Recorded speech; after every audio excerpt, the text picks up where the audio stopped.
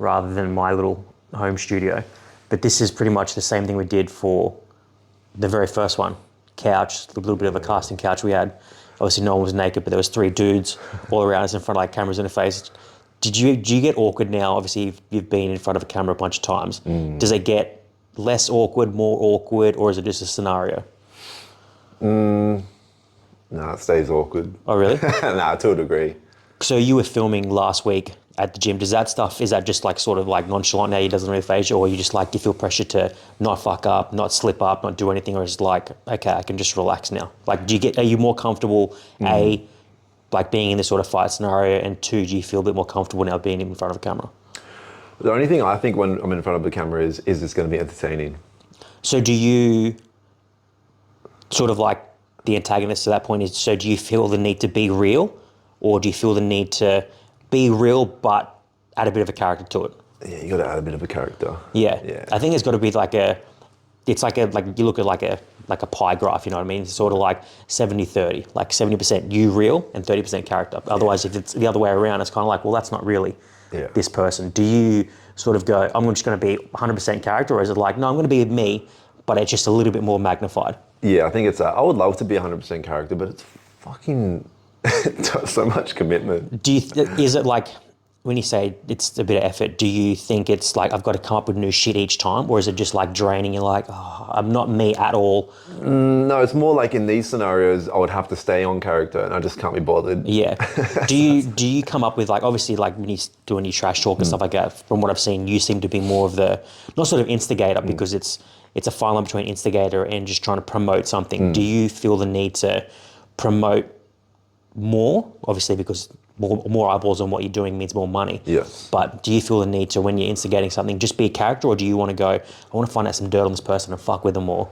A bit of both. I do try to be somewhat not too disrespectful. There was things I was going to do to Harrison that I thought, if he did that to me, I would probably... Do you look at like the first fight you had, there was nothing any real personal. And it's obviously, depending on how you look at it, not so much personal now, but do you feel like you could push the envelope a little bit more with this one? Oh yeah. Or do you just want to stay, no, I'm not going to do that? You know what's funny? This fight, I've come to the realization that boxing is so serious, and it's kind of pulled me back a bit out of the trash talk world, because I respect boxing too much. I've grown like a respect for this fight throughout this period. I'm like, wow, boxing is legit. Do you have that respect for, it could be like a bunch of things, like the respect for yourself or the art of boxing or your gym, anything like that? Or is it more everything. just... It's my coaches, my gym, all the amateurs, all the pros that I'm around when I'm training, and just the sport as a whole. It's so dangerous. We're like putting ourselves in the ring to potentially kill each other. Like people die in the ring. It's not an unknown thing. And it's just hard to not respect that and just have like a bit more of a humble attitude. Does anyone sort of say anything, has anyone ever said anything to you in like these last 2 fights, like the lead up to them, and go, hey look, just chill out a little minute, or do they go, hey look, you can push it a little bit more kind of thing? Because obviously you would probably have promoters saying one thing and gym owners saying, hey look, this isn't really what we do. Promoters like, hey, ramp it up a bit more. Promoters want me to make myself look like the biggest dickhead possible, as long as it brings eyeballs. And other people are in the other end. Do you think there's one or the other, or like somewhere in the middle, or? I don't know. I'm trying to figure that out. Yeah, because you have to, I guess, in my sort of view, have somewhat, you want to be a promoter because you want to be, obviously, having more eyeballs on it means more money for you and the promoter. But then if all of a sudden your coach is like, hey, you've been a bit of a dickhead, do you just respect that more, or? Yeah, but my coach, any coach I've ever had, I've said before I start working with them, I want you to know that I'm perceived as a bit of a villain. I'm going to do some pretty outlandish shit. You know me. Yeah, but judge me how you see me. Judge me how you see me. And they've all been like, yeah, I get it. Yeah. So no one said anything? No coaches, but I know people in the boxing community would probably think I'm a bit of a dick. Yeah, well I guess that's like, ever since this whole like YouTube boxing thing started, there's always been like the boxing purists who are like, no, it's like a sin to be, if you're either one or the other, boxing purist or this other shit. And it's like, well, I kind of understand it, but you got to look at it from another point of view. It's like, they're bringing eyeballs to everything. You know what I mean? They're bringing eyeballs, maybe not necessarily to what you're talking about, but people who are watching like the Jake Paul and Nate Diaz fight, for example, some of them, even if it's like 1% of them go, oh, that fight was actually pretty good. Maybe I might watch it, and Anthony Joshua and Dillian White, even though it just got cancelled. Yeah. But that sort of fight. Do you think there's that sort of like, we need to not be so old school and realize that the new school is coming, but it's just a different way of doing it? Yeah, 100%. It's the entertainment era. Yeah. Yeah, where people are bringing entertainment and fighting together, which fighting's already entertaining as hell. Yeah. So you bring on trash talk and all the shenanigans that go with it. It's like a double entertainment. Well, even you just like go back 1,000 years, 2,000 years, you look at like gladiators, it's, violence has always been something that people, men or women, are just drawn to. They want to watch it. They just want to watch it. There's nothing wrong with it. Yeah. But it's always going to be a thing. Think about at high school when there's a fight after school. Everyone's there. It's Everyone's like there. there's something about a fight that brings people like in. And it's not even necessarily like the violence. It's just, I guess probably back then it was, but there is someone that's like, when you look at like Conor in his prime, you're watching this almost like an artist perform, and you're just drawn to it because you're watching someone call what's going to happen, and you're sitting there watching it. Or when you're just watching like Bud Crawford on the weekend, you're watching this like assassin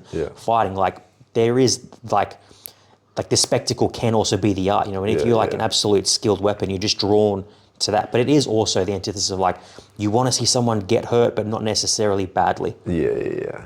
But to go back to that thing where I said that I know the boxing community a lot don't respect me.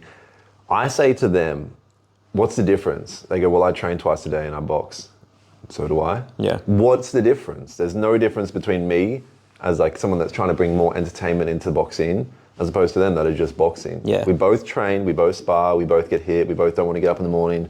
We do all the same shit. Yeah. There's no difference. I'm a boxer, they're a boxer. So there's nothing to really hate. They just don't get it. See, it wouldn't bother me, but does it bother you at all? It didn't my first fight. This fight, to be honest, it has a little bit. Like I said, I'm being a bit more involved in the boxing community. Yeah. And I can tell people look at me a bit of a weird way, but I don't think about it too much. Yeah. But I won't lie, there is a part of me that's like, I kind of want to earn some respect. Yeah. But I think it's going to come with time. Yeah. Like I think, you have one fight, a little bit more, two fight, a little bit more, 3, 4, however many you want to have. Yeah. Do you have sort of a plan in your head of like, okay, I want to do this, have 3, 4, 5 more fights, or what's your sort of plan? Because I know we spoke about it like ages ago. You had like some sort of a plan with the promoter, like you want to take this a bit more further than where it's at. I do, but fuck, boxing's consuming, man. It's my whole life. Yeah. It'd have to be a really good opportunity. But we'll see what happens. I really don't know. Yeah. I love it, but I hate it as well. Yeah. Because it's so scary. Are there any plans, obviously we're having nothing but winning thoughts, but even with a win after this, is there thoughts and plans for something straight after this? Yeah. There is. And I probably won't speak about it now. Yeah. But yeah, there is. But I don't know if it'll happen, and if it does, I don't know. Do you have sort of like a backup plan for a backup plan, or is this like whoever this person is after this, do you go, I'm all in with that one? Or is it just, if this person does it, then I'm going to have a second, third backup if I can't? Yeah, if this person does fight, that's cool. But if they don't, I want to try and go even past him and an overseas opponent, like someone that's big in the entertainment industry overseas. And that's more on the promoters as well to try and line that up. Do you have those sort of conversations? Not really, to be honest. I have. Yeah. Definitely have. But this fight has been... Harrison hasn't been a very good partner in terms of helping pump this. He's kind of boring. His social media game's terrible. He's awkward. Whenever I've tried to give him shit, like he just doesn't play the game. Yeah, he's like, oh, stop it. Yeah, he's just weird. So I'm just gonna have to smash him and try and bring entertainment that way. Yeah.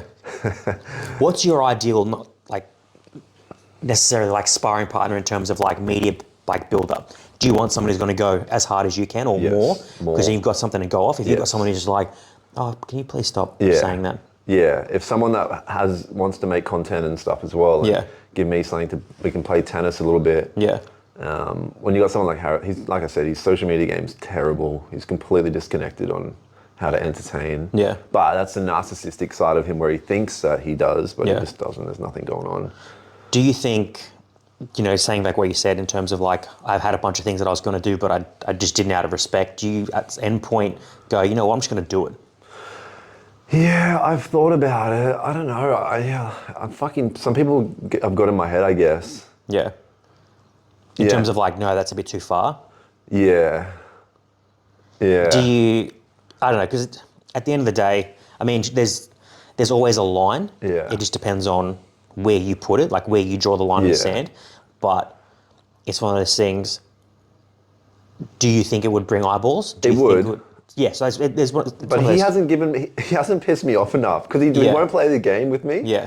Like, Well, do you just want to take the lead and be like, you know what, I'm just going to go. I've got I everything, am. and you know what, I'm going to be the bully. I'm going to do this and do that. And I have too been bad. a bit, but I'm going to step it up. There's a couple of weeks left, and I'm Yeah. like, this is where people buy the most tickets, 2 weeks out Yep. onwards. So I'm just going to go a bit harder on him, but he hasn't really given me much opportunity. Yeah. Like, Do you, like you were saying, people buy the tickets in the last 2 weeks? Like when you look at it, because when you go to buy a ticket, it's got like who you're supporting, stuff like that. Is that how you make a bit more money when people go, I'm supporting Dan? No, I had the option to do that. I said, I don't give a shit about that. Just give me a flat rate Yep. and Oh, so it's one or the other. You get like a flat rate or you get like a percentage? or both, like a smaller flat rate and then a percentage. Yep. And maybe I should have gone that route. Yep. But I just said, no, just give me a flat rate. I can't be bothered trying to promote. Yeah. shit. Do you think over time that might change? Like you might go, oh, I want a bit more. Obviously, we're only talking about this. It's just like this will be a second fight. But Yeah. over time, if you can go third, fourth, fifth, and depending on who they are, you're like, I want a bit more of a percentage and stuff like that. Maybe, from my understanding, so they might have something big lined up with another promotion. Yep. Where with them, there's not really that option. Yep. It's just like, here's a contract, Yep. and in the contract, you get this much per fight. Yep. Which is perfect for me. Yeah. I was going to say, I think at this stage, don't you think it's just better to just take, Yes. like, not necessarily what you can, but as long as there's an increase in money, Yeah. you just sort of take those things at the moment. Because, like, at the end of the day, I don't know necessarily what your plan is in terms of, like, say, if you can run with this for the next 5 years and create something from it. Yeah. Because, if you can get in and get out within a few years and make a couple hundred, Yeah. Why not? Yeah, exactly. Do you, because obviously you were just saying, this takes up a lot of your time. Yeah. As it should, to be fair. Do you think there could be a point where you can be like, okay, I'm making a bit of money from this. I'm going to put in other avenues and just focus on making more money and not worry about like 9 to 5 rubbish and all that kind of stuff? No, yeah. The time that this takes away from doing things that might get me away from a For 9 sure. to 5. So it's like I'm juggling boxing with the potential to get away, or the other thing that I want to focus on, which will help me get away. Yeah. So it's one or the other. What's your sort of, because like, I remember there's always this thing of like Floyd Mayweather breaking down like what his sort of day looks like, and he goes, there's 24 hours in a day. Everyone works 8 hours. So we'll put 8 hours aside. Everyone's sleeping for 8 hours, and we'll put that aside. So you've still got 8 hours in a day. You train for an hour, now we've got 7. Say you eat for an hour, now we've got 6. And then you shower, all that kind of stuff, dress and all that kind of stuff. We'll put an hour in. So now we've still got 5. And then you work out something else, and maybe we've got 4 hours. Yeah. What is it? Do you have a sort of like a schedule of like, here's my hours for this, this, and this, and I'm going to commit bare minimum 1 hour to whatever it is? I know you're a trader, or like learning about trading. We'll talk about that in a bit, because my mind's just sort of overloading with the stuff that you sent me. Because it's like, you look at, say, level 1, but there's like 8 levels of level 1. Then it's like level 1B, this, and I'm like, holy shit, how much is there? Do you sort of allocate, I'm going to put an hour into this, half an hour into this, or is it just, I do what I can with the time that I've got? Well, at the moment, it's like that, but it's all boxing related. Yeah. A whole life is boxing. I have no girls. There's no friends. There's nothing. But do you think if you did those things would obviously just take away? Say that again? If you did the girls and having like a bunch of friends around, they would obviously just take away. From the focus. 100%. Yeah. So if I wasn't boxing, I'd be trading. So boxing's taken away from trading time. Yeah. So obviously once this thing's done, it's I'm a back bit all more in into on that. trading. Yeah. Can you talk me through it a bit more? Because we talked about this like weeks ago. Yeah. But how much knowledge do you have at the moment about it? Because it seems to me like it's one of those things, it's similar to boxing, all that kind of stuff in a way. For me, with the training stuff, I think you would always be learning. I don't think there's ever I've learned it all kind of thing. What have you sort of learned that you can sort of talk about, even just with me? Like, I wouldn't even say I'm an amateur because I know next to nothing about it. What can you sort of give me in terms of information and stuff that you've learned so far? On trading, well, where do you want to start, man? There's so much. So if you had, just say you had $500 and you're going to start trading tomorrow, walk me through like the most easy steps. You would do what's called paper trading, which is simulated trading. So you use fake money. Yeah, walk me through that. Yeah, so it's essentially you start an account, you pick a currency pair that you want to trade with. Yep. Let's say US dollar against the Australian dollar. Yep. and yeah, just have an amount that you want to trade with, which is fake money. Yeah. So you're basically just like playing a game and trying to learn. Learning, but you're using the real market Yep. movements, but placing fake trades. Yeah, which I think is a great way to do it. Yeah, it is. The only thing is the psychological side of it isn't there. So a lot of people don't believe in paper trading because when you... That risk isn't there. Yeah, when you use real money and put a risk of, maybe you're risking $300 on a trade. Yeah. If it goes not your direction, you'll lose $300. There's a psychological side of that you just won't get with paper trading. For sure. So it's difficult, man. It really is difficult to... But I think there's a base knowledge you would learn that I think would be handy. You know what I mean?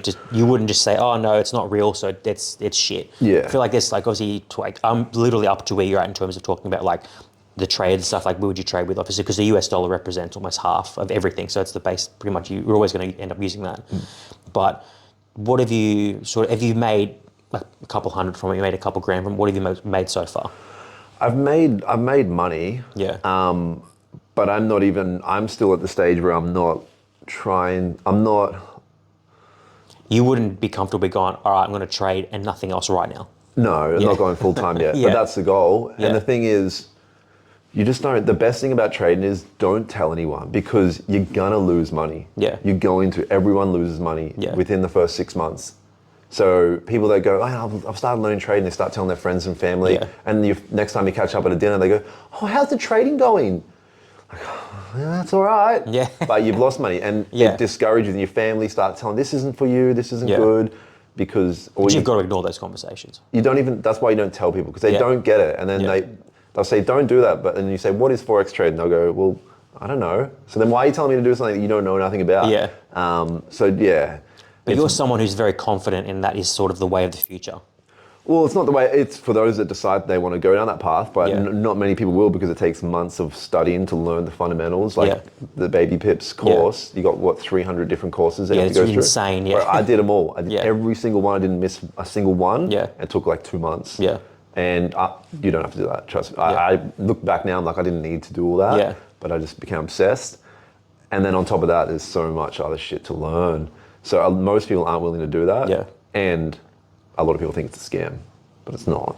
Do you think, why do you think, if, not going down any sort of rabbit hole, but why do you think it's a great way to make money rather than take away the typical 9 to 5, but you've got other avenues that you can make money? Why do you think it's an ideal way? Because you can either be an employee or a business owner. Mm-hmm. If you're a Forex trader or a stock trader, you're neither of them. You're just a person that makes money through the market. You don't have to answer to a boss, and you don't have to have degrees. Yep. All you have to do is dedicate yourself to understand everything about that particular thing, master your mindset, because if you've had a fight with your missus and fuck it, all right, the stock market's about to open, I'm gonna make a trade, your fucking mental's all off. Yep. You're gonna make bad trades. So it's all about, all the stuff we learn in the gym about mastering your mind and your discipline, well, you can apply it to other avenues. Everything, but particularly with trading, you have to be sharp, man. You have to stick to your rules. Yep. If you place a bet thinking that the candlesticks are going to go up for whatever reason, and then they start going down, and you have a stop loss, and it's getting close to your stop loss, you're about to lose $300, and it's just down there, and you're like, oh man, you start going crazy. Yep. A lot of people go, fuck it, I'm out, pull the trade, lose $250, and then next thing, I was going to say, in your direction. The clips I've seen, I thought what I thought I knew, which is very little about it, and you see some of these people who literally just put they put up these clips of how they do it, and it's just like these things like that. It's very rare that it's just I enter here and it's straight up. It's like I enter here, a little bit of an up and down, something like down, down, down. All of a sudden it's like it's going up, up a couple hundred, couple of grand, 5 grand, 10 grand. You're like, holy shit. Yeah, it depends how much you risk. Quicker it's going to go up or down. So if you risk a lot, you're going to get big profits, but you're also going to lose big. So do you the whole thought process? Do you go, okay, if I was going to do this full time, I need to say it's 5 grand. I need to be prepared to lose that 5 grand. Nah, if you're going to go full time and quit your job, you need 6 months of savings. Yeah, yeah, you do, because it's just too it's such a hard game. Yep. So you don't think it's something that I can just chuck a couple $100 in here and there? No. It's like, no, you need that 6 months saving. Yes, because, and even then it's not guaranteed unless you're consistent. Yep. So if you look back on your past month and you're like, okay, I won 70% of my trades and lost 30%. Yeah. That's pretty good. Do it again and again. For 3 months, you're like, maybe I'm getting closer. Not to quit my job, but to start to really think maybe this is something that I could do. Yeah. Yeah, it takes so long. What made you sort of get into it? I went to New York. I was reassessing my whole life, looking for new ways to fucking make money. Yep. And I came across it's stock trading, which was trading on like Tesla and Apple and stocks. And I don't know. And then I came across Forex trading. So they're the two markets you can trade on.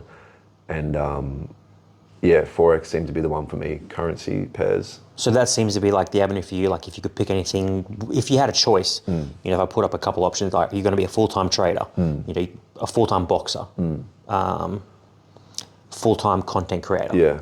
And all three make you $1 million a year. Yeah. What are you picking? Forex for sure. Yeah? Yeah. Because boxing, you have the potential to really hurt your mind, your body. Yeah, for sure. Yeah. Like, I mean, your mind is in your brain with fucking punching in the face. Getting punched in the face is not good for you, but it's also really cool. Content creation, you constantly have to try and be entertaining and fucking whatever. Forex, this is you and money. Yep. And if the whole fucking world shuts down, there's a recession, Forex traders can capitalize on that. Yeah. Yeah. So let's jump into that. Say if it's like, we'll imagine you're a Forex trader, full-time Forex trader.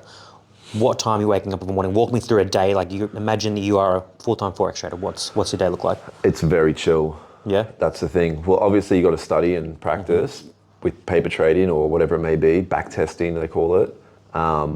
But I like to trade London Open, which in Australia is 5 p.m. Yep.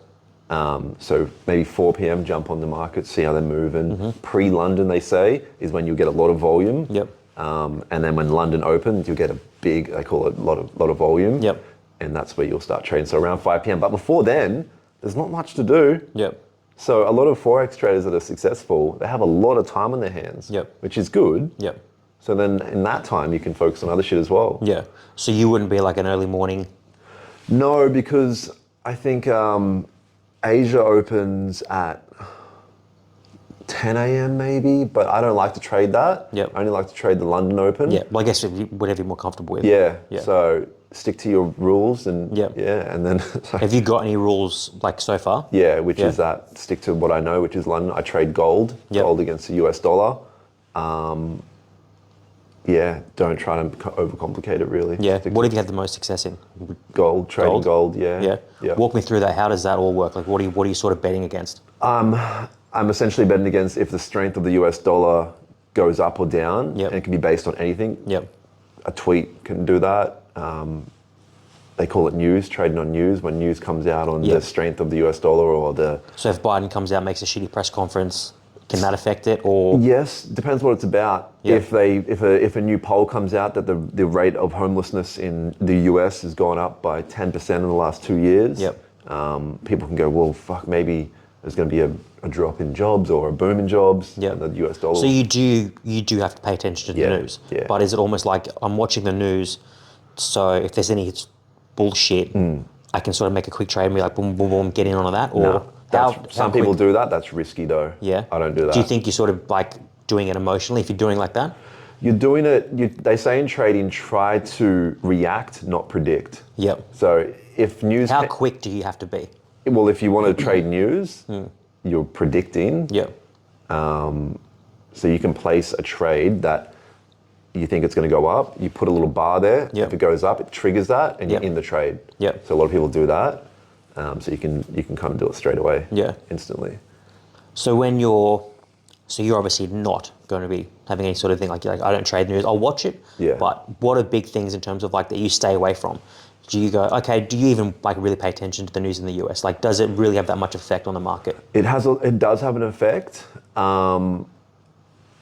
There's certain news when it gets released, like every trader knows when it's about to happen, there's a countdown, and the market will go up or down.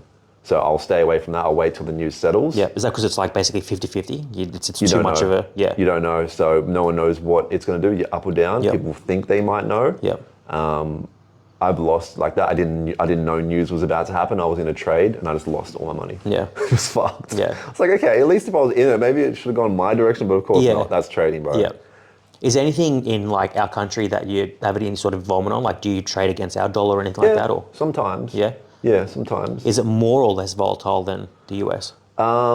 It depends. It can be. Yeah, Yeah, it can be. So do you like what sort of like what if anything what sort of news do you pay attention to indirectly, like, or what sort of do you listen to certain channels, or do you listen to certain things on the radio, like, or do you follow certain people, like what do you pay attention to? It's just websites really that Yeah. show you when news is going to drop. Yep. Yeah. So you're relying on other people. I guess it's other people. It's the website that will have all the information on what news is coming out. Yep. And what time it's going to come out. Yeah. So you just watch that. I don't watch it to trade Yeah. on it. I just watch it to kind of stay away, really. Yeah. So what is it like that will, like, you see some traders that oh, it's so easy to make 10K a month. Is that something that you can go, okay, I can make 10K a month, then I can be in that full time? Like what sort of parameters do you go, okay, I'm ticking these boxes, all right, now I'm going to do this full time. When does it become like a reality to you? Just a consistency thing. If Yeah. I can look back month on month and go, Yeah. I was consistent, whether that was $3, because as long as you're consistent, Yeah. it doesn't matter how much you're putting in a trade, Yeah. you're consistent. So if I win 70% of trades, but I only betted $3, Yep. cool. Next time I can bet $3,000 because I'm consistent regardless. Yep. Does that make sense? Yep. Yeah. So that really just consistency.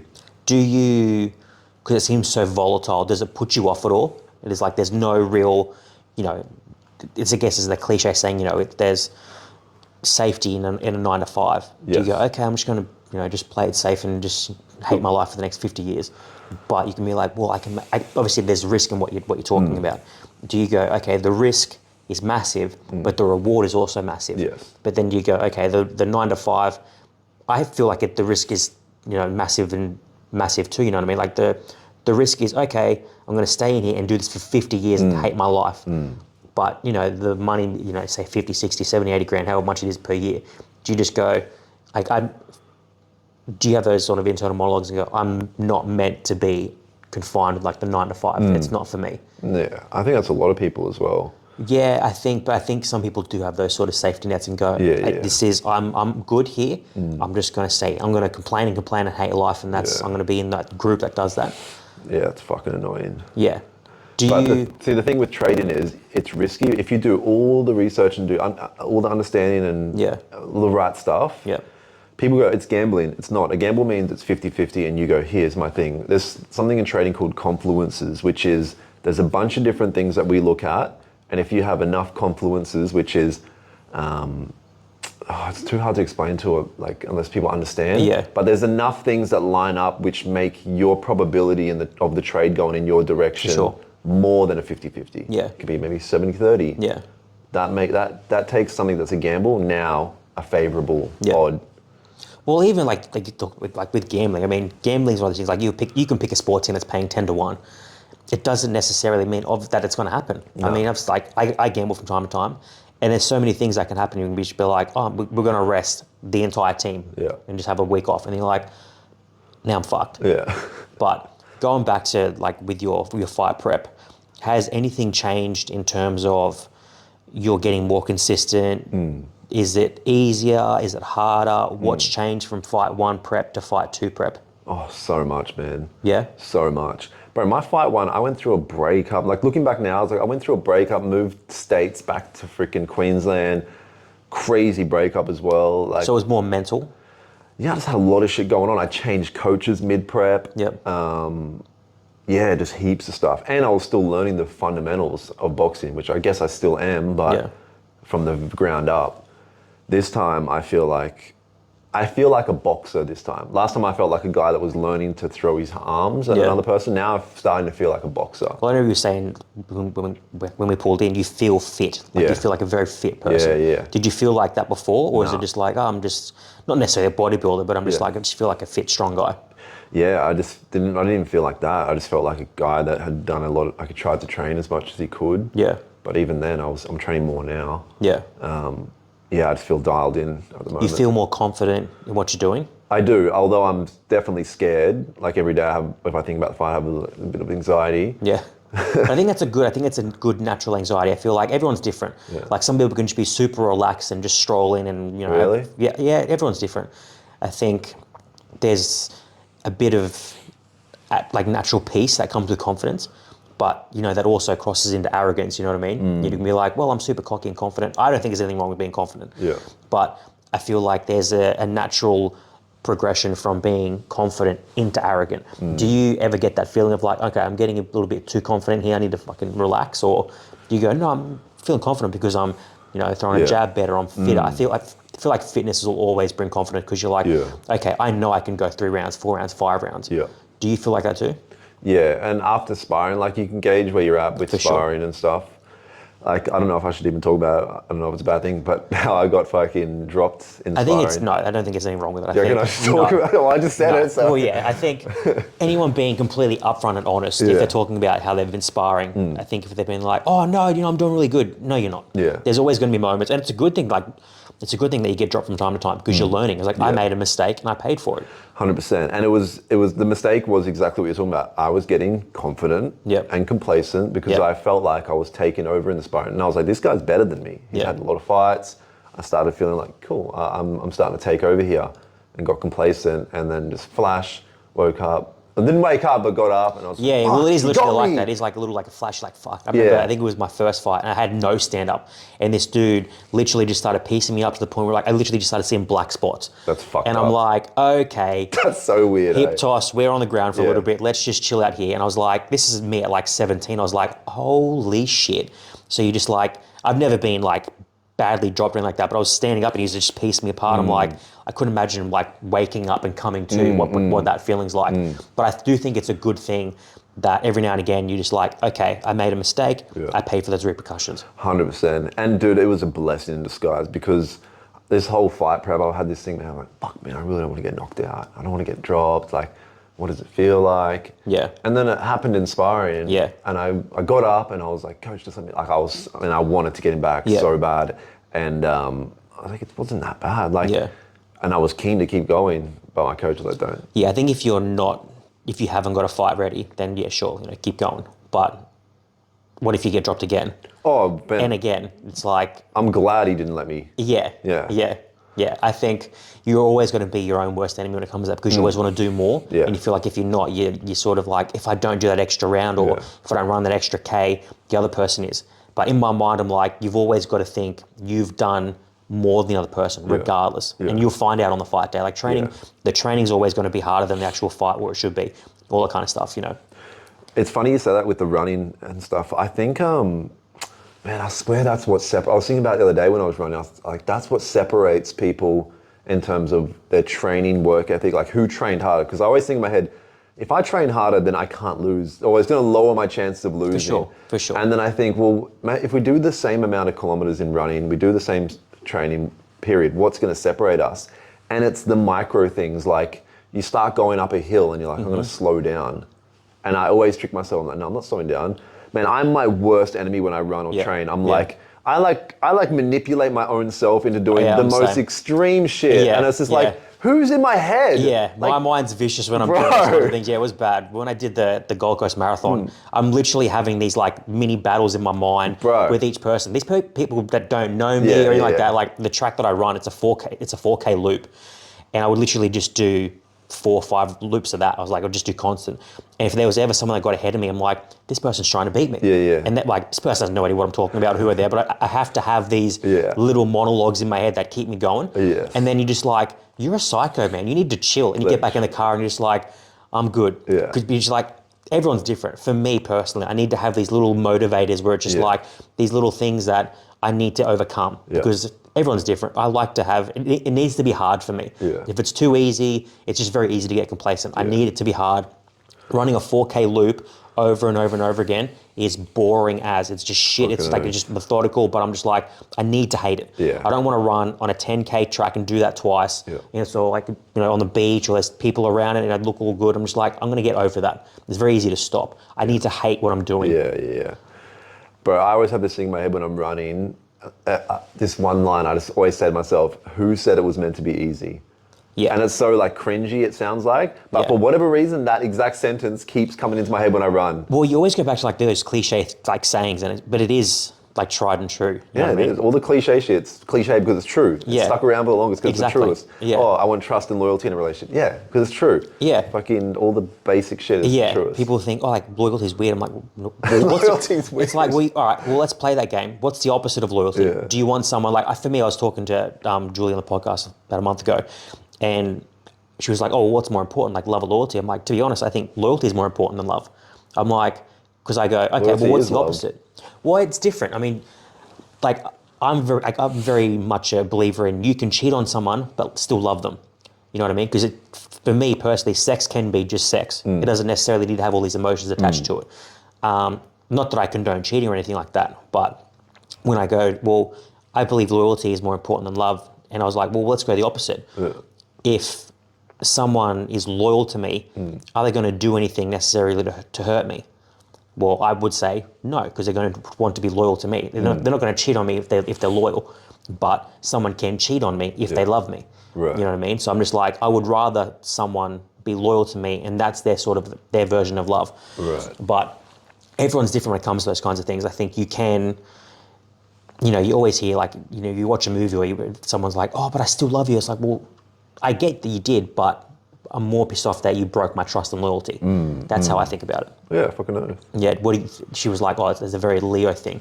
And I'm like, I don't know much about like the whole astrology, all that kind of stuff. As soon as someone starts talking about star signs and stuff, I'm like, it's very much like religion. I'm just like, I know next to nothing about that. Let's put that over there. Do you, when you're looking at like your fight prep and stuff like that, I know you're talking about like how it was like when you're first prep, you're going through a relationship and stuff like that. Do you put any sort of attention for women and all those kinds of stuff? Like say you got someone hitting up in your DMs. Do you go, not right now, not important? Or do you go, no, you know, I do still want to settle down one day. I'll entertain this for a little bit, but it's just not a priority. Or do you just go, nothing at all? Well, at the moment, it's nothing at all. Unless if some chick slid into my DMs and she was banging, then I'll be on it, but that hasn't happened. Do you think that's where we're heading in terms of like, you know, the old cliche where it's like you go out and meet someone or, you know, you go to a bar or that kind of stuff? Or do you think we're at a point now where we're so dialed into our phones, you know, obviously you've got like dating apps like Tinder and Hinge and Bumble and all that kind of stuff. Do you think that's where we're going to basically just, that's going to be the new norm of how we meet people? Yes. Yeah. To a degree. Yeah. For sure. Like Hinge and stuff, like dating apps. I don't know if there's anything wrong with that. I don't think anything's You wrong. can kind of get a grasp of what someone's like from their online presence. Although a lot of people fake their online presence for sure. as well. But if you know enough, you can kind of look in, you can kind of get an idea. Yeah. Yeah. When you're, say, someone's talking to you through Instagram or whatever, do you go like a deep dive, or do you just go, I'm just going to talk to this person. If we meet in person, and that's what I'll take it, or do you go, I'm going to go through all like last month's profile photos and see what she's like, or do I just have a chat and see where it goes? Yeah, it depends what your intentions are or what you think. Yeah. Like so you're sometimes- different in terms of like, oh, I only see this being a short-term thing. That's different to, I see potential in this person, I'll treat it as such. Yeah, for sure. I haven't fucking talked to anyone where I'm like, see potential for so long. Yeah. Yeah, I think... It's so hard. Yeah, I think... to meet like hot bitches, man. Yeah, I think we have like, I was having this discussion with a mate of mine the other day because I just turned 30 a couple of weeks ago. And not that you have all these like realizations with, but when you hit like an age like 30, but you just like, the going out and all that kind of stuff just seems very, just not a norm for me anymore. Like when you're in your early 20s, just like, that's how I'm going to meet someone. I'm going to go out to a bar and pick them up that way. Whereas now you're like, I couldn't think of anything worse. Like I genuinely don't think I would want someone to do that. Like I would rather, but then I catch myself and go, well, I don't go out much. I'm either at work, at home trying to do like some content stuff, or, you know what I mean, I'm hanging out with my dog. Like, or at the gym. Like, where am I going to meet someone? I'm not going to meet someone at home because they just break into my house. I'm not going to meet someone in the gym because that would just be weird. And I'm not going to meet someone at work. So what other avenues do you go? So like your phone comes into it, you know what I mean? Yeah, to a degree. And it's like talking about cliches, is the cliche of you'll attract women. Like if you're on a purpose and your mission, you're smashing whatever you are in life and you're making mad progress and you got a good setup and all your shit's sorted, you'll attract chicks in for sure. Do you, like saying that, like when you're in Melbourne for the fight, do you go, okay, say someone comes up to you after the fight and is like, oh, hey, let's catch a drink. Do you go, okay, they're only talking to me because of this? Or do you go, no, I'm talking to this person? Yeah. Oh, is she hot? Well, yeah, obviously. If she's hot as fuck, I say, let's give her a drink. Yeah. Bro, last time in Melbourne when I beat Brent and I went out, I was fucking the king. Like I really was for one night, and the next day I was back to being a loser. But But that night, oh man, I could get any chick. It was sick. Did you go out with like the close circle you're with? Sort of. It was a pretty shit night. And I ended up hanging out with my fucking ex. So really? out of all the options I had... To be fair, she was in the ring. Yeah. But out of all the options I had, I ended up with my ex. But fucking, man, yeah. So it's easy when... See, chicks, man, clout goes a long way. Really does. Do you think it goes both ways, though? Like, do you think it's harder for us to try and attract like a successful woman versus it's easier for a woman to attract like a successful man? Well, it depends. What's your definition of a successful woman? Or money. We'll use money as a base. Maybe. Yeah, maybe. I find women that have money are not that different. I think they look at the value of money different that we do. Yep. Yeah. In what way? Well, it's definitely a status thing for us. Well, for women, it's not really. Their looks are more of a status thing. Yep. They're like a hot as woman is like their status goes up way more than if they have money. Yeah. Yeah. See, I was in this conversation when I was out with a couple of mates, and we were talking about, would it bother you if you met someone and she worked at Macca's versus if she had like a government job? And my answer was, well, I would ask the question, is that all you want to do in life?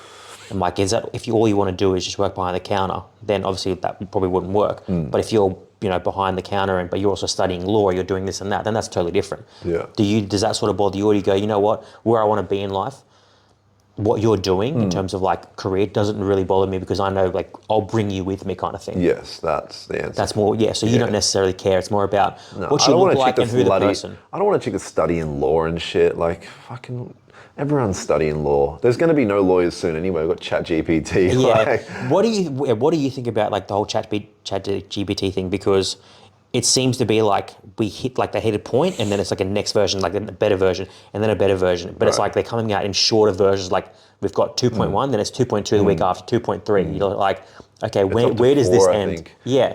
Bro, it doesn't end. I think it's amazing. It's groundbreaking, revolutionarily fucking innovative, incredible software. Like, how do you think there's money to be made? Because you see different things and it seems like same thing with the Forex stuff. I'm like, my mind can't comprehend it because it's just like, there seems to be like an endless sort of... You'll feel like that at the start. Yeah, it just doesn't seem to end. But then you're like, okay, there is money to be made. How, like if you had to say one thing there's a way to make money with ChatGPT, how would you do it? With ChatGPT? Yeah.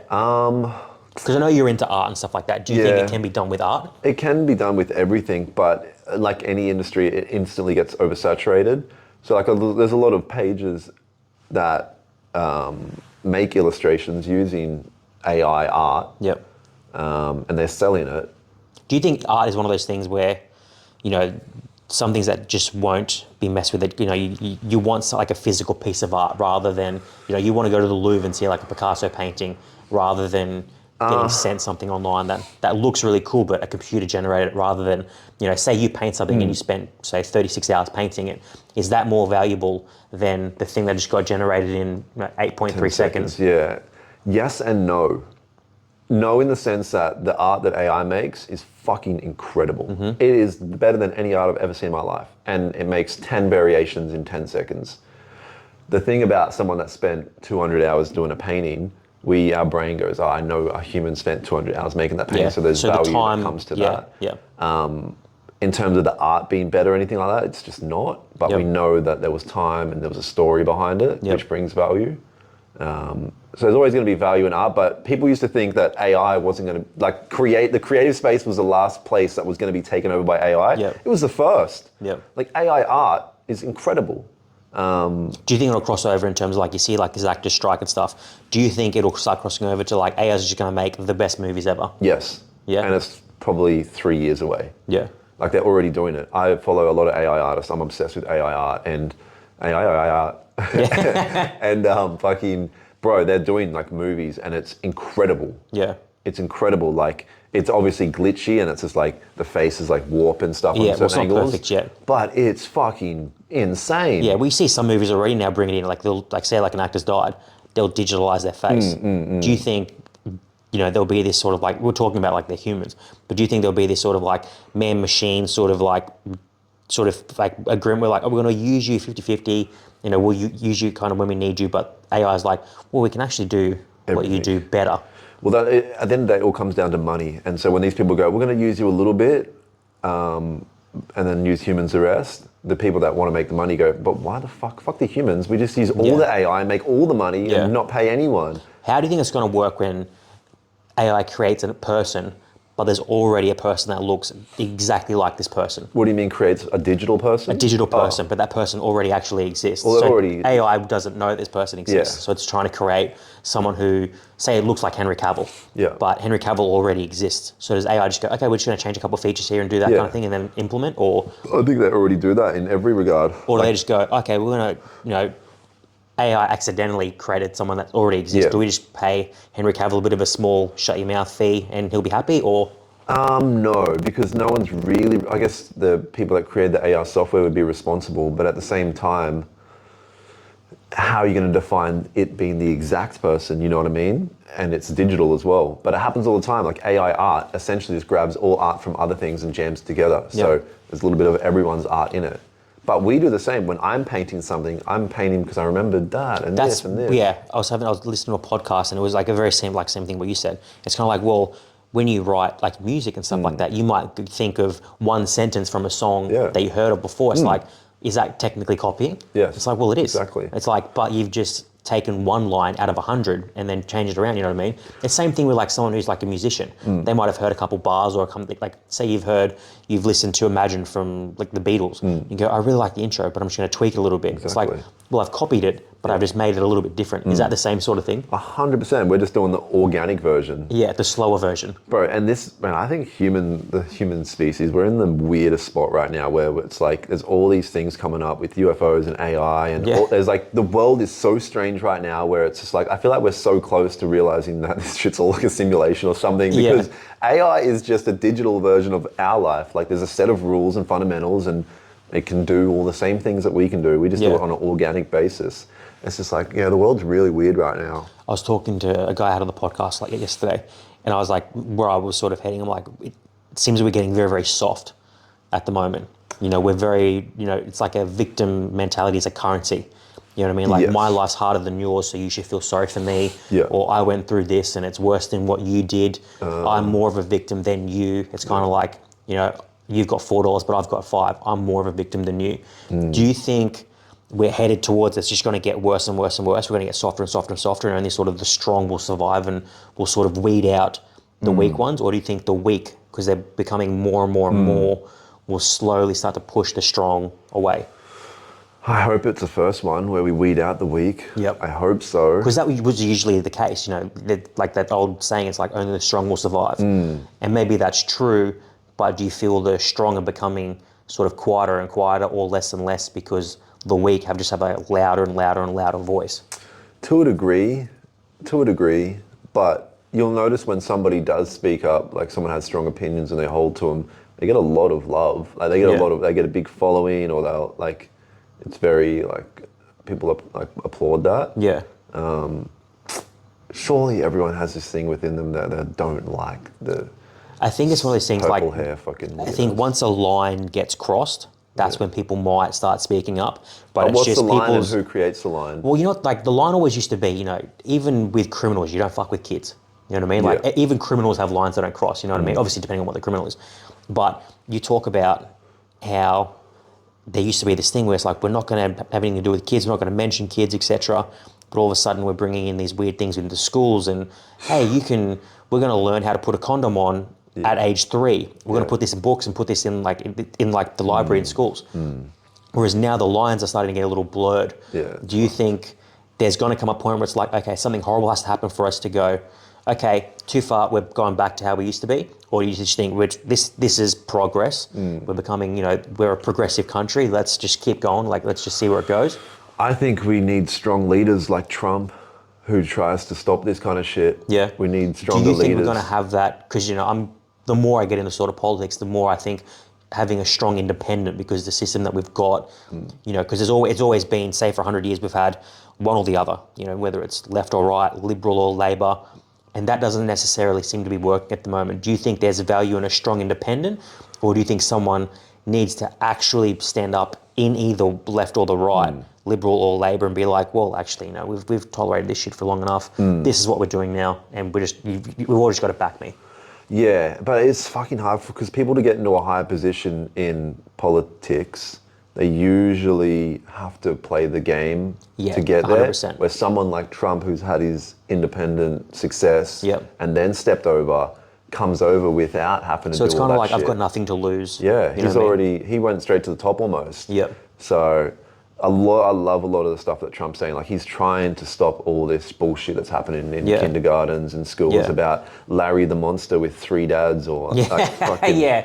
I think a lot of even look at like the RFK or even Vivek.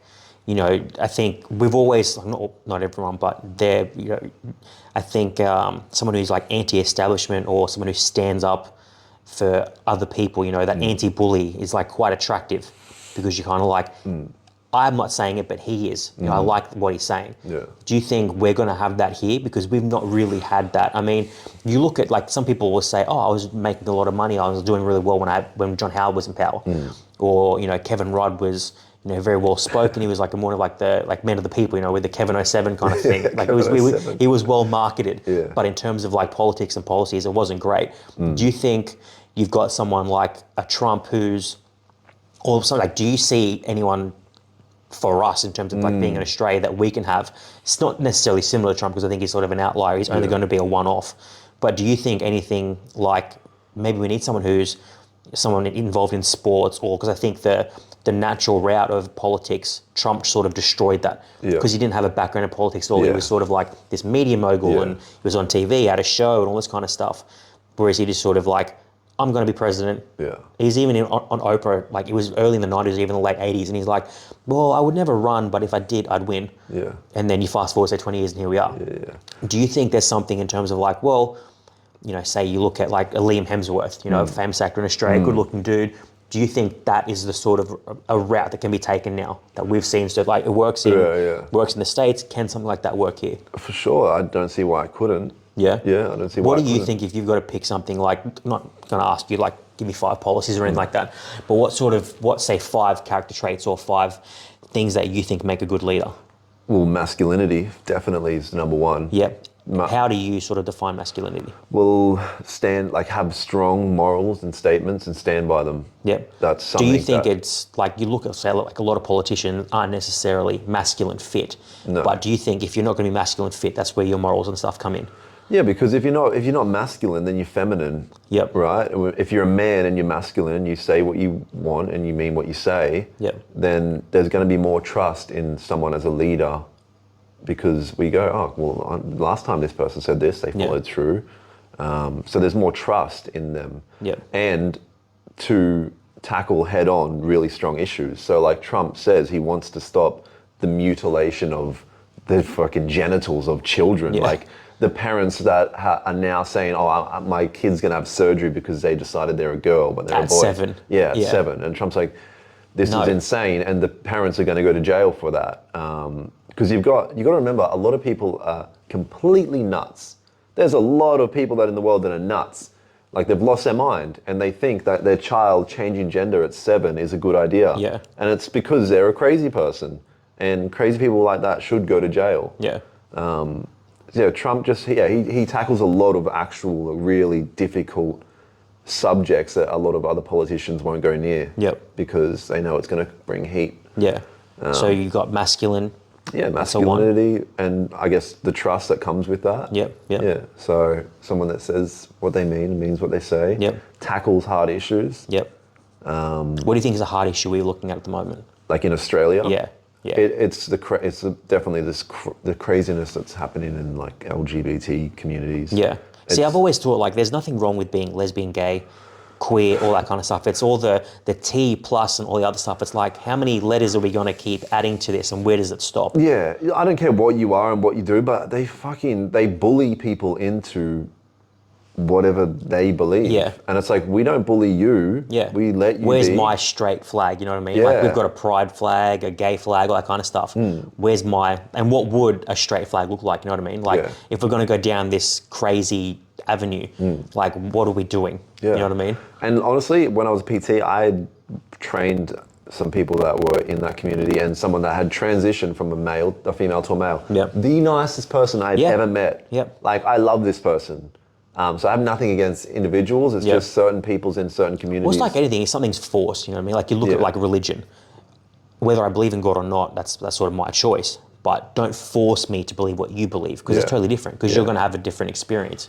You know what I mean? It's like if I was trying to force you to believe that ghosts exist because I think I saw a ghost. It's like, well, no, that's not how it works. You know what I mean? I'll believe in what I believe. Yeah. So that's your 3. Have you got any more? Yeah, I guess that's just some of the mains. Just someone that can tackle hard issues and isn't afraid of backlash. Yep. Because we live in a time where everyone's so scared to say something to offend someone because these communities, these groups come for them. Yep. Where Trump will just say whatever. What did he say? I'll grab her on a pussy. That's the most crazy shit. Like, he says the most crazy shit. Yeah, I think it's definitely a mix of like, you look at like even Andrew Tate, you look at some of the things he says, but you've also got to be able to look at things from a comedical standpoint. You know what I mean? It's like, exactly. What he's saying is just funny. Yeah. Don't look at what he's saying and go, that's exactly what he believes. Yeah. You know, you've got to be able to separate things sometimes, you know what I mean? Yeah. Like, I can look at a comedian and go, 90% of what he's saying isn't true, but he's saying it for a joke. Exactly. His sole purpose in life is to make people laugh. People forgot about humor and comedy. Like, comedy is being cancelled. Yeah. Like, when was the last time a good, funny movie came out? Like, there's so, like, I think we were talking about this when we went out for dinner. Like, one of my favorite comedy movies is like Wedding Crashers. But there's no chance you'd make some of these movies now, which is a shame. Like, we had, like, you look at like some of the great comedy actors, you know, you get your Will Ferrells, Adam Sandlers, and you're just like, you wouldn't be able to let them have free reign anymore. No. You know what I mean? Especially now with this, like what they did with the Oscars, we're going to increase, like they've made all these changes. If you want to be, able to be accepted for an Oscar, you've got to have you've got to have a percentage of people who work on the film, whether it's an actors or whatever, whether they've got to be gay, they've got to be trans, they've got to be disabled, they've got to be this, they've got to be that, they've got to be... That's an actual thing? It's 100% an actual thing. So say, an example, I'm probably going to, I'll paraphrase this. Say you've got 100 people working for you on the film, that kind of stuff. You have to have, to be recognised as an Oscar, to be able to be nominated, you have to have a percentage of trans people on the movie, disabled people, black, Asian, all these kinds of things, to be able to be nominated for an Oscar. Obviously, I don't think that's, do you just get to a point where you're just like, I don't care about Oscars anymore? Yeah, I can't wait for AI to take over the stupid movie industry now. Do you think, what does an AI movie look like to you? Incredible. So what AI does, it gets the best parts of everything that we like in things, whether it's art, movies, whatever, and jams it together. So it's a constant stimulation of the best things ever. Yeah, so sort of like, do you think AI and VR are going to sort of mesh and you go, okay, people are spending a little bit too much time in this sort of augmented reality? Or in terms of augmented reality, that's a whole nother world when they integrate AI into that. So they're going to start integrating AI into games. So like your NPCs, non-playable characters, have an AI system in them. So they make, like games that we know now, all the characters within the game are programmed to do a certain thing. Yeah. When AI technology gets integrated, they do individual things. So they do somewhat, but they're very limited.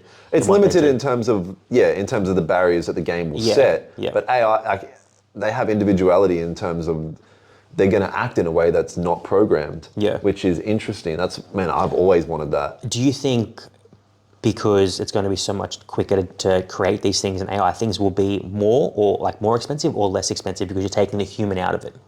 More expensive in terms of buying the game will be more expensive? Will the game be more expensive? Will a movie be more expensive? Because it can be created quicker, it can be created better, there's less people involved in terms of I don't need to pay you per hour or per a salary. Do you think it's going to be cheaper? It's more expensive? You would imagine it would be cheaper? Yep. Initially it'll probably be more expensive because look at this new technology integrated, but then it would get cheaper. But it's moving so fast.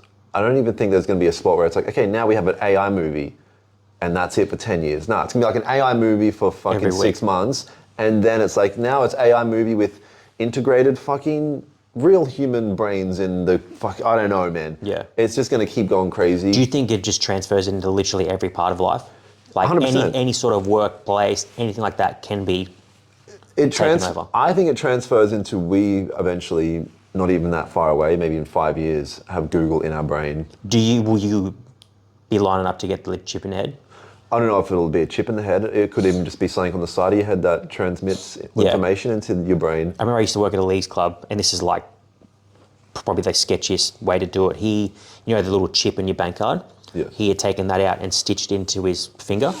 Because I remember he'd come up and ordered a drink, and he just like, oh my God, cash your card, and he's like ET phone home, that's hilarious. kind of thing. And he's like, on the thing, I'm like, where's your card? And he's like, no. And there's this like stitch. He's like sewn it into his finger. I'm like, that's proper. That's crazy. Would you do it if it was?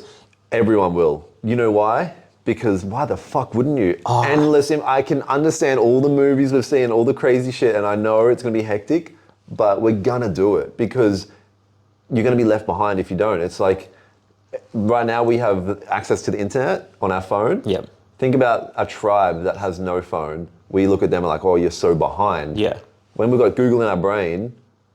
You're also going to hear the cross argument of like, well, that can obviously be easily controlled. Of course, it's insanity. It's complete insanity. But so do you think people's fear of missing out will trump that?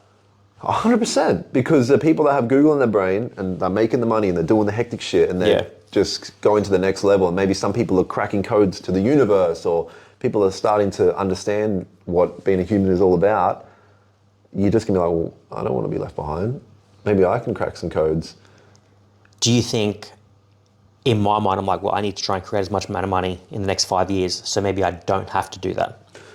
Yeah, because you're looking at it as a negative, you're scared. No, it's not necessarily scared. It's like, I don't like to be told what to do, and I don't like to be controlled, but I also don't want to miss out. So maybe my sort of halfway, I'll meet you halfway thing is like, okay, I'll wear it. I'm not going to have it implanted in me, but I'll chuck the glasses on, I'll chuck whatever it is on, you know what I mean? Give me the Iron Man suit. I don't want the suit in me. But what if you put it on and you've obviously got access to information, you're the superhuman, to the point where you understand how they could control. You get like, you can just outsmart the competition almost. But do you think there's always going to be like an outside control? You know what I mean? Yes, 100%. Like people, like I use the quote all the time, like you look like the government as like a chessboard. And, Andrew Tate would be like, look, I'm fucked.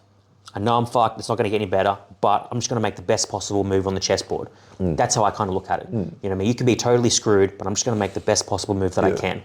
Do you think that's where it's going to be like, look, I'm not going to necessarily play ball completely, but in order to obviously survive and make moves, I need to play the game to a little bit. That's where I'm sort of at. I'm like, okay, I'm not going to get the chip implanted, but I'll wear it, I'll do something else like that. I'm not necessarily going to be the sheep who'd go give me the thing, here's my ear, go. Yeah, for sure. Like there's risk with everything in life. But yeah, there's always like people with the COVID vaccine. I was just like, so we do it, there's risk involved, but I kind of got to do it. If I want to travel overseas, I got to do it. I think if you had say 1 million people took the vaccine, and if they had their time over again, I'd love to see this stat and be like, oh, I got vaxxed, but if I had my time over again, I wish I wouldn't. I'd love to see, my mind would be half, but I'd love, it might be higher, it might be lower. I would love to see what that number is. Because I think people, like for me personally, if I had my time over again, I wouldn't have gotten it. Because my only reason for getting it is because my mum works in aged care, and it was one of those things where it's like, well, she can only be around people who are vaxxed. So it's kind of like, well, do I just ride this out for 2 years and not see a family member, and anything could happen in those 2 years? Or do I just go get this vax and just be over and done with? But I'm like, kind of wish I didn't get that. Bro, I got to ask you, have you seen all the alien UFO shit lately? I've seen a little bit of it. I saw the guy in Congress basically saying like, there's evidence there, we've got it. And I'm like, I want to see it. But I also remember Trump saying that we're going to release a bunch of stuff, and he only released a certain amount. So I'm kind of like, will we ever actually see it? Well, yeah, who knows? How would you, if you're going to release the alien UFO information to the public, how would you do it? Do you think like a soft approach, and like what they're doing now, like they're slowly starting to talk about it and then release it? Or do you just go, look, aliens are real, here's an hour of footage? Maybe what they are doing, which would look like a soft approach on the outside, because a lot of people are like, like you get a lot of these young kids that are like teenagers or early 20s, that I feel like if the government said, hey, there's aliens, like here's footage, here they are, they're gonna be like, cool, and then they'll be back on TikTok in an hour, which is fucking insane. Like there are a lot of people like that. If the government released that there's aliens, I'll quit my job tomorrow. I am done. My whole life, I'll happily die the next day. There's aliens. Do you think, but you've also got to work out, okay, Are they peaceful? Are they just watching us because they want to see? Bro, it doesn't matter. There's fucking aliens. What would it be weirder to you, that there's aliens and they're among us, or there's aliens and they're just watching? Both. If there's aliens, that means if they're here, they're more advanced than us. Naturally. So they have answers. We don't know nothing about the universe. Yeah. We need to know, what do they know? Well, you've also got to think, maybe they can fix things, maybe they can make it worse, who knows? But see, that's the thing with human beings. We love this idea of like there's an overlord, like there's this thing out there that's watching us and they know what we should be doing, like fix the planet. It's like this thing that gives us a little bit of peace, like you know what I mean? You know, like during COVID, you come up, like you see all these different conspiracy theories and stuff like that, and like all this, like, is it real, is it not real? I came up with my own because I was that bored one day, and I just started going down this rabbit hole of it, and like the whole thing of like climate change, and is it real, is it not real? No, it's bullshit, it's just a way to make money. Either any of those could be the truth.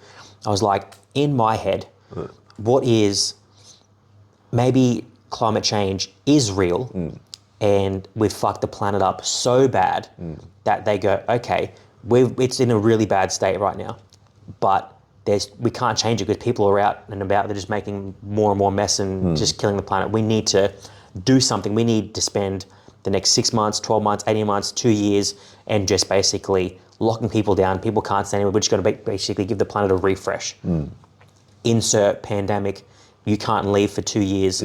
Planet gets a bit of a refresher, and then we're good to go.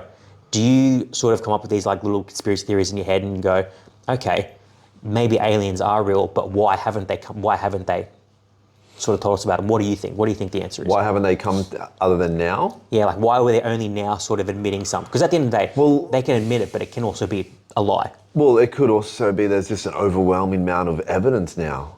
Like there's the government officials and these pilots that have video footage with high radar systems and recording systems that it's like undeniable. There's something there, we just don't know what it is. Yeah. Where before it could be like a video camera or a photo. Yeah. But now we have like government so many officials. people think they've seen something. Everyone does. Yeah. But the fact that we have real evidence, I guess it's evidence. That it is evidence because these pilots, these people in these jets, and they have these radar systems and these video systems or whatever you want to call it, that have video of these UFOs doing things that we don't know. We have no technology that can move in the way that they do. So we go, well, there's a thing there. There's a thing. We just don't know what it is. Yeah.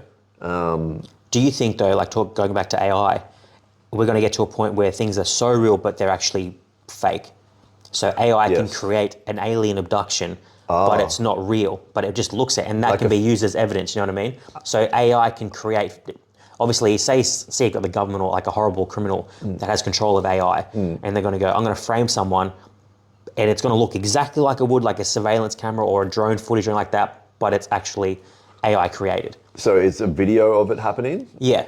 So AI has created something that can be used as evidence. No, because the only reason this is so credible is because it's coming from high up government officials with recordings that are used on jets. And for sure. If it was just a video that got released in the internet, and was like, look, surveillance footage. Do you think that can get, like, it will get to a point where those kinds of things, like even like, I don't know if you pay attention too much to like the Tate trial, where you could hear they were fucking with his voice and clips, and it's like, all right, if we're doing, and you could, I think it's like, it's almost at the point where like, okay, they're doing that in the early stages and it's really noticeable, I can tell.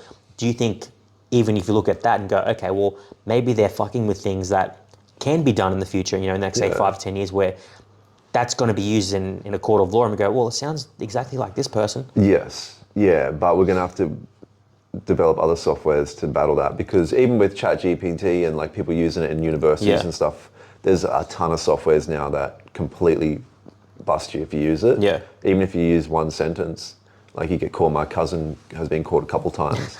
Like, so. Well, I remember like we had like Ask Jeeves when we were in high school. Like you just type in Ask Jeeves and bam, you just get answers to questions, copy, paste, boom. And then it comes to a point where it's like, okay, everyone's been asking Ask Jeeves a question, and the same question, we're getting the same answer. Yeah, there's always going to be something to battle. Battle it. We're talking about like battle, we'll wrap us up in a sec. What's predictions? I know we can't bet on it just yet, like we could the last one, but what prediction, if I'm a betting man, if I'm putting money on an outcome, what are we thinking? What's this for my one? For yours, for yours. I'd say we playing safe bet? just a win? We go on first round, second round? I'd get say it done? second round ref stoppage. Yeah? Yeah, second round ref stop. Yeah, I think the first round I'll fuck around a little bit, feel it out, get a bit off. I don't want to lose a round, so I'll get a few hits in, and in the second round I'll take over. Yeah. If not second, early third, but ref will stop. So a safe bet would be this doesn't make the distance. I don't think so. Yeah? Yeah, I don't think it'll make the distance. I'd like to think so, but if it does, it does. Regardless, I'll win, and I think I'll just take over the fight. Really, take over the fight, mate. Some people will be like, yeah, like in the press conference, I'm like, Harrison, how are you gonna win? He's like, I don't know. I was like, let me guess, you're gonna knock me out. Like people just think, oh, I'm just gonna knock you out. Yeah. It's so fucking hard to knock someone out. Yeah. Or my thing would be like, okay, how are you going to do it? Yeah. What's the shot? I said that. And I said, do you think I'm just going to stand there and let you hit me? Yeah. Do you say you still got a few weeks left? When do you start ramping up the shit talking? Probably now-ish, but even then, it's just not in me. I don't know what's up. I'm too focused on the fight. But do you have those sort of internal monologues? You'd be like, well, if he's not going to do it, I'm going to do it. Like Yes. someone's got to do something. Yeah, for sure. Yeah, I'll see what happens. All right. So if we're putting money on you, give me two options. Fight doesn't go the distance or second round. I'll say second round. And what's the shot? Body shot. We're going body. Yeah. We're going body hunting. Yeah. Yeah? Yeah. I love hitting the body. It's funny how it is just like people don't understand. It is just the same as a knockout. Like obviously I might not be on the floor unconscious, Yeah. but when you're physically incapable of moving and Yes. breathing, it is literally like your liver's just gone Yeah. off switch. You're not moving, Yeah. and it is so painful. It is literally like your body's just like it's like a calf cramp, but for your entire body. Yeah. You're just like, I'm not doing that. It's like that when Ryan Garcia got dropped by Tank Davis, and there's like trolls and into like, that was fake. He quit. Yeah. It's like, just let like, Tank no. Davis hit you in the liver. Yeah, that dude's an animal, man. And you just clear all the other shit up outside, and you're a weapon. Yeah. All right, man. So we're going to put on two bets.